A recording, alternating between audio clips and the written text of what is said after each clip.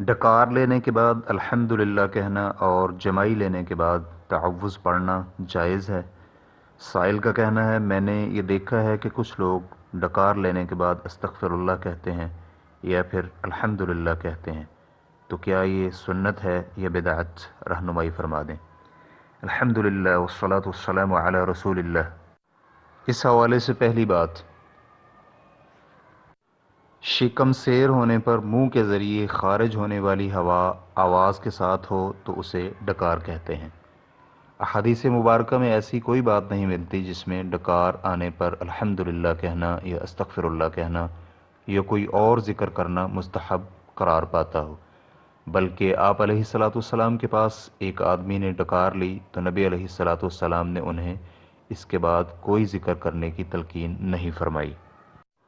چنانچہ امام ترمذی رحمہ اللہ نے حدیث نمبر 2478 کے تحت ایک روایت نقل کرنے کے بعد اسے حسن بھی قرار دیا ہے، جس میں ابن عمر رضی اللہ عنہما کہتے ہیں کہ ایک آدمی نے نبی علیہ الصلاۃ والسلام کے پاس ڈکار لی تو آپ علیہ الصلاۃ والسلام نے اسے فرمایا، اپنی ڈکار کو ہم سے دور ہی رکھو، دنیا میں شکم سیر ہو کر کھانے والے قیامت کے دن زیادہ عرصہ بھوکے رہیں گے۔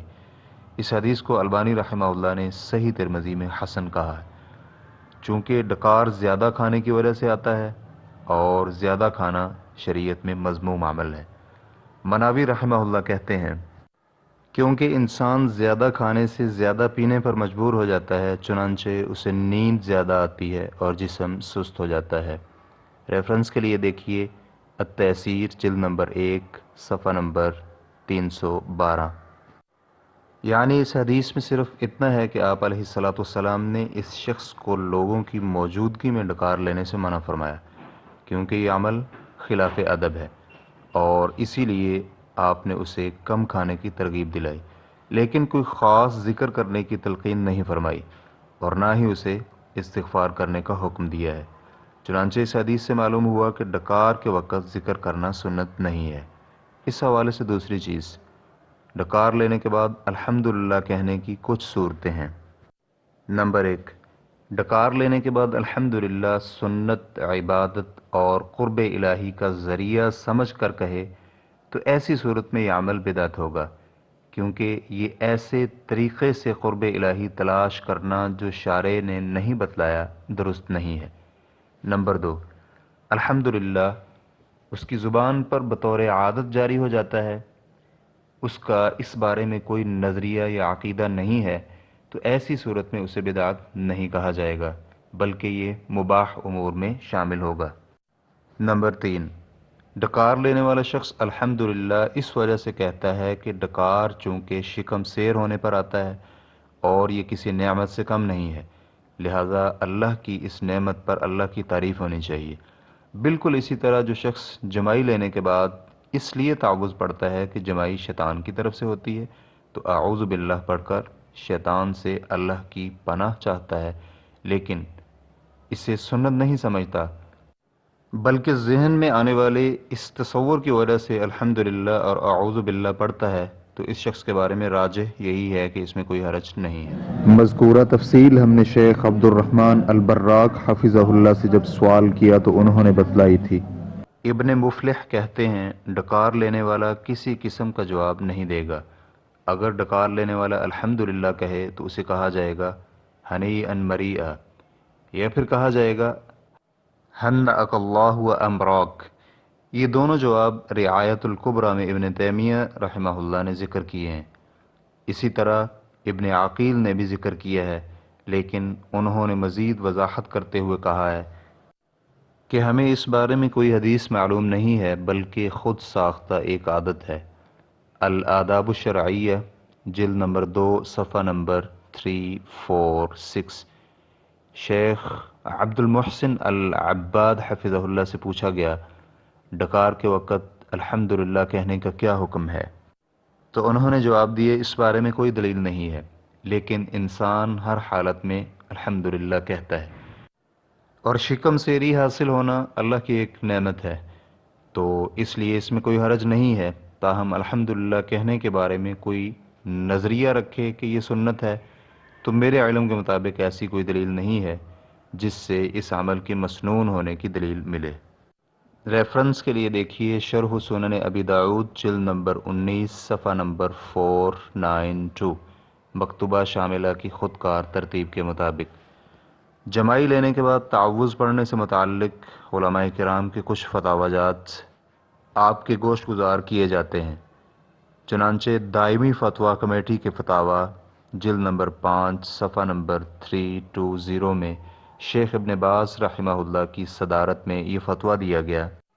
جمائی لینے کے بعد تعوذ پڑھنے کے بارے میں کوئی دلیل نہیں ہے، تاہم جمائی کو حتی الامکان روکنا چاہیے، اور اگر جمائی لینے کے بعد نماز میں یا نماز کے علاوہ تعوذ پڑھ لے تو اس میں کوئی حرج نہیں۔ اسی طرح شیخ ابن باز رحمہ اللہ سے استفسار کیا گیا، جمائی لیتے وقت تعوذ پڑھنے کا کیا حکم ہے اور کیا اس بارے میں کوئی دلیل ہے؟ تو انہوں نے جواب دیا، اس میں کوئی حرج نہیں ہے، کیونکہ جمائی ہوتی ہی شیطان کی طرف سے ہے، تاہم اس عمل کے مستحب ہونے کے بارے میں کوئی دلیل نہیں ہے۔ صرف اتنا ہے کہ نبی علیہ الصلوۃ والسلام نے فرمایا جمائی شیطان کی طرف سے ہے۔ جب کوئی جمائی لے تو حتی الامکان اسے روکنے کی کوشش کرے، اور اسی حدیث کے دوسرے الفاظ یہ بھی ہیں کہ جمائی کے دوران اپنے منہ پر ہاتھ رکھے۔ اس حدیث سے معلوم ہوتا ہے کہ جمائی شیطان کی طرف سے ہے، چنانچہ اگر کوئی اعوذ باللہ من الشیطان الرجیم پڑھ لے تو اس میں کوئی حرج نہیں ہے، لیکن ایسا کوئی عمل رسول اللہ صلی اللہ علیہ وسلم سے ثابت نہیں ہے۔ اسی طرح انہوں نے یہ بھی کہا کہ عامۃ الناس اس بات پر عمل اس لیے کرتے ہیں کہ انہیں معلوم ہے کہ جمائی شیطان کی طرف سے ہوتی ہے، تاہم جمائی پر اعوذ باللہ پڑھنے سے متعلق ہمیں کسی دلیل کا علم نہیں ہے۔ یہ بات یقینی ہے کہ جمائی شیطان کی طرف سے ہوتی ہے، اور کوئی بھی ایسی صورتحال جس میں شیطان انسان کو نقصان پہنچا سکتا ہو، ایسی حالت میں تعوذ پڑھنا جائز ہے۔ اسی طرح کثرت سے اللہ کا ذکر کیا جائے، نبی علیہ الصلوۃ والسلام پر درود پڑھا جائے، لیکن ہمیں اس مسئلے کے بارے میں خصوصی کوئی عمل مع دلیل معلوم نہیں ہے۔ چنانچہ اگر کوئی یہ جانتے ہوئے کہ جمائی شیطان کی طرف سے ہے لہذا اعوذ باللہ پڑھ لے تو اس میں کوئی حرج نہیں ہے، تاہم یہ ضرور ہے کہ یہ عمل سنت نہیں ہے، کیونکہ اس کی کوئی دلیل نہیں ہے۔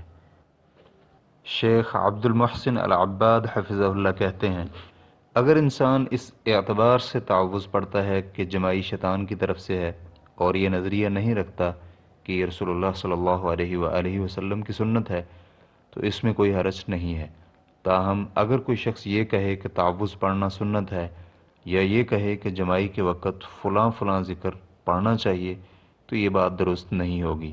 البتہ اگر جمائی آنے پر شیطان سے پناہ مانگتا ہے، کیونکہ شیطان کی طرف سے ہی جمائی ہوتی ہے، اور ساتھ میں یہ نظریہ بھی رکھتا ہے کہ یہ عمل سنت نہیں ہے، تو اس میں کوئی حرج نہیں۔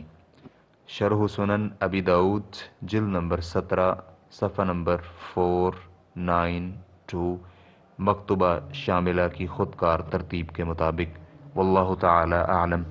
اسلام کیو اے ریکارڈنگز، مؤسسۃ الشیخ صالح المنجد، المملکۃ العربیۃ السعودیہ، فتویٰ نمبر 226979۔ والسلام علیکم ورحمۃ اللہ وبرکاتہ۔